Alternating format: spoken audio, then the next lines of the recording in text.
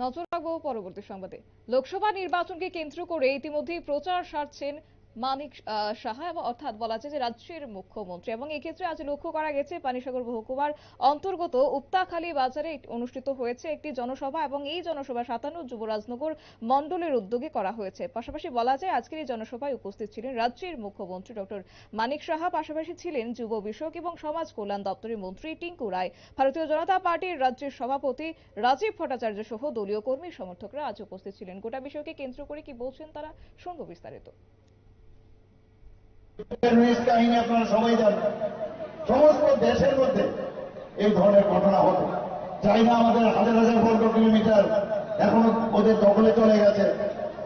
শুধু তাই নয়, নর্থ ইস্টও আমরা দেখেছি। এর জন্য আমরা ভুক্তভোগী, যে টেররিস্টদের যে বারণ আমরা সবাই দেখেছি। কোথায় কখন সেই বোম ব্লাস্টিং হবে আমরা জানতাম না। মানুষকে ধরে নেওয়া, ত্রিপুরাতে আমরা দেখতাম মানুষকে ধরে অপহরণ করে নিয়ে যেত মুক্তিপণ।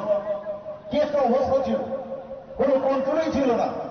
সেই জায়গায় 2014-তে প্রধানমন্ত্রী যে যখন এলো, যখন সার্জিক্যাল স্ট্রাইক করলো, এবং আমরা জানি এয়ার স্ট্রাইকের পরে তখন কিন্তু আর রাজশব্দ আর নেই পাকিস্তানে।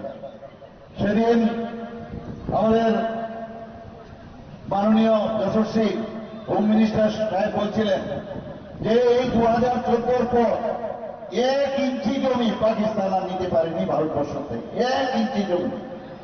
তো এই হচ্ছে আমাদের এখন প্রধানমন্ত্রীর নেতৃত্বে যে সরকার। আমরা এই কারণেই এবার খুব ইম্পর্টেন্ট আমাদের এবারের ইলেকশন। এবং এখানে বলা হয়েছে, আপনারা সবাই জানেন, আমাদের যে ভারতীয় জনতা পার্টির পক্ষ থেকে যাকে মনোনয়ন দেওয়া হয়েছে, রাজ ফ্যামিলির কন্যা মহারাজা কিরিট বিক্রম কিশোর মানিক্য বাহাদুরের কন্যা মহারানী কৃতি সিং দেববর্মা মহারাজ। এখানে বিরোধীরা বলছেন উনি তো এখানকার না, উনি তো বাইরে। আমার মেয়ে যদি বাইরে এখন বিবাহের কারণে বাইরে যায়।